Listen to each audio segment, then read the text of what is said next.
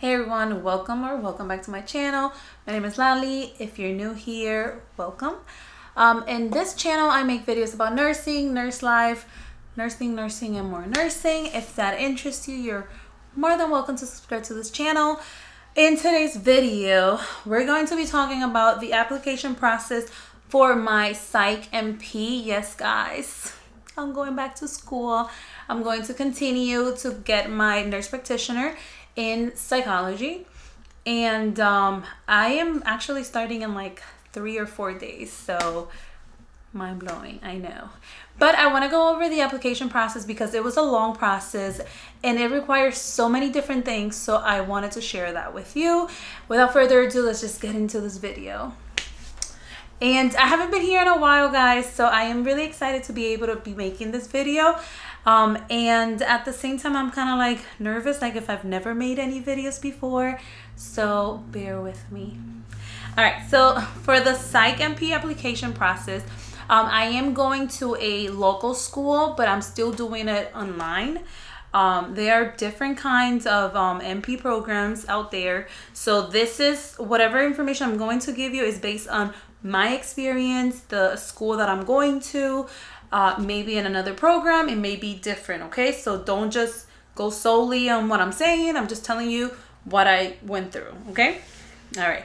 So they have a regular application, right? In that regular application, so the way that they did it is like they give you information to get linked into almost like a site, but it's like the whole site is the application. And then things that they're going to ask for is personal information is the first part of it. So your personal information, obviously your name, your address, your phone number, emails, you know, all that type of information. They also require you to give them your educational history. So there you'll find whatever school you went to prior to, you know, going to them. If you went, I think it goes back to high school. I remember adding my high school. So you'll add high school. Then you'll go, you know, if you have an associate's degree, your associate's degree, where you did it. If you have a bachelor's, master's, you know, and so on. And after that, there's a tab for employment history. So I think I did my last 3 employments. Like, you don't have to go back to when you were in high school unless like you just were in high school. But you don't have to go back like all the way back to your first job. They just want like the most relatable and the most recent employment history. That's what I had to add. Personal statement. So the personal statement is literally an essay, basically. So the personal statement that they were asking for, they were requiring here, was for me to write an essay on why basically I wanted to further my education, why I wanted to become a nurse practitioner in psychology. And later on I will be sharing that with you guys. I'm going to literally read the whole thing. It wasn't that long and I think I did a very good job, so I do want to share it with you. You also have to do reference letters. So I had to get 2 references, and they needed to send letter of recommendations. So I was able to do that. I think I used someone that I know from like many years. She's also a nurse, and I also used and we went to school together. And I used my manager. So I have my 2 letter of recommendations, and that was just a regular application. There was an application fee to submit it. So I think I paid either $50 or $75. So I don't fully remember if it was the 50 or the 75, but it's around that area usually. So there's always an application fee that you do have to pay for, you know, completing the application. After I completed all those things, they got back to me and they said, oh, we need additional information.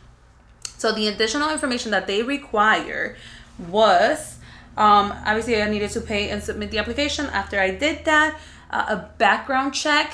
You have to do it through, oh my goodness, I'm drawing a blank. But it's a specific one that they choose for you. that you have to do the background checks. I had done one previously through the same program or system. Let me see if I can get the name because I'm drawing a blank. Background, oh, right here. Background check was through Castle Branch. I'm sure you guys are familiar with that because with I think when I went into Excelsior College, I had to do a background check through them, and also when I got my master's, I had to do a background check through them. They require that the background check is within this year. So if I had done my last background check was last year, so if I would have done it in the beginning of this year, they would have taken that, and I wouldn't have had to pay again for the background check. But unfortunately mine was over a year, so I had to do another one, and that was $75. So I had to pay, we already paid either $50 or $75 for the application, then we had to pay $75 more for the background check and transcripts. I also had to get all the transcript and and submit it to the school. So I had to get my transcript from Housatonic Community College. That's where I did my prereqs. Then Excelsior College. Then I also had to get my transcripts from Capella University, which was where I got my master's. So I had to make sure that I got all those transcripts. I was having issues getting the one for the community college, because that was like ages ago. Like that was, I graduated in 2016, but I started in 2008, right after high school. So I don't know, it was kind of like a big, issue trying to get the transcript, but I was able to get them and submit all the information. The next thing you have to do was, or I had to do was, get malpractice insurance. So you have to make sure that you have malpractice insurance in order to start this program. I don't know if it's for all of them, but for this one they do. I did had the student malpractice insurance that I had with NSO, and it was because it was required for me to get that for when I did my practicum. But I actually got regular insurance. I think that had expired, the other one. So I was like, you know what, let me just get the regular one. I think I paid $100, if I'm not mistaken. So it was around $100 that I paid for that, and I got the regular one. And so, it's good because even if you get it, something were to happen, as nurses, you never know. You literally never know what could happen. So at least you'll be covered. And during, your schooling years, and because remember, once you do this Psych NP, you're actually doing hands-on too. Like you're going to do actually be working basically doing the clinicals, because you have to go do clinicals.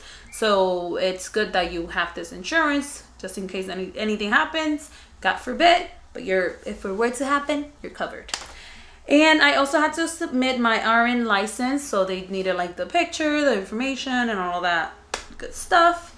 So based on the numbers that I have here, I spent around $250 to $275 or so, depending on exactly how much it was. And that was it.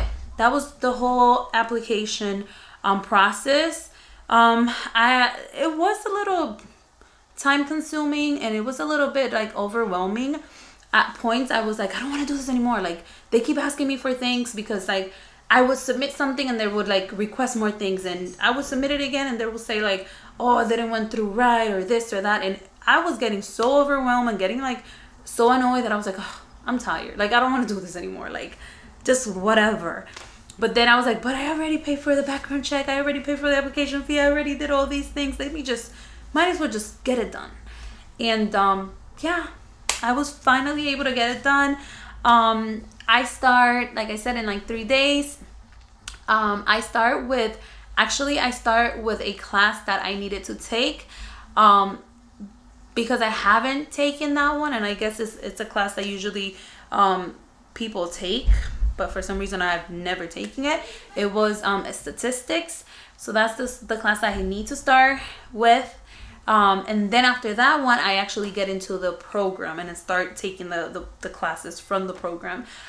This school also have this grant that they are offering for NPs, like if you're doing your Pmhnp or if you're doing your Psych NP, then you can qualify for this grant and they can pay up to $20,000 of your tuition.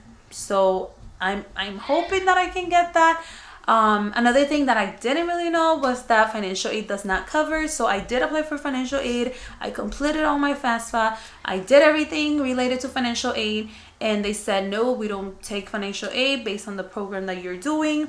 So I would have to either pay out of pocket, or they have a private, what is it? It's like a private loan that I can actually take, and they would help pay for it.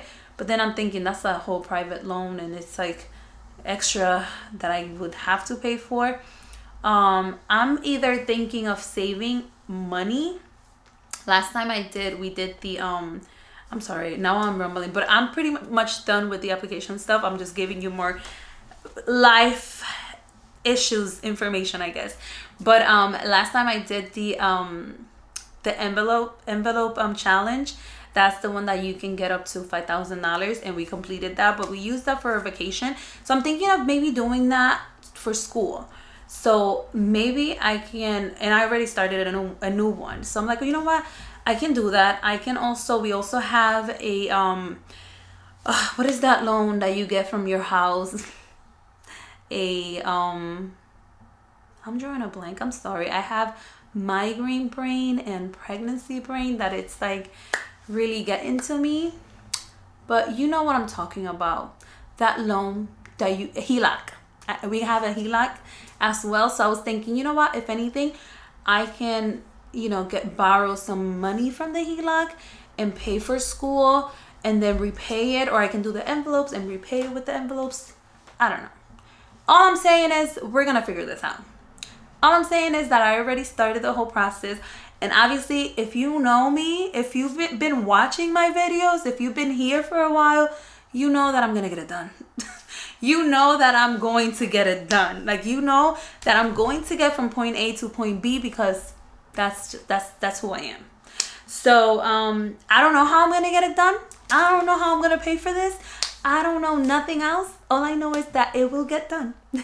That's literally all I know. Anyways, but that's pretty much it, guys. That was the whole application process. It was time consuming. It was a little bit annoying, but I got it done. I got upset at the lady that kept like talking to me. She was really nice. She was extremely nice, very friendly, very, very professional. I was just getting so annoyed that I'm like, listen, I'm getting too annoyed. Like, this is crazy. But yeah. And that's it. I will see you on my next video. I think my next video is going to be me talking about my personal statement.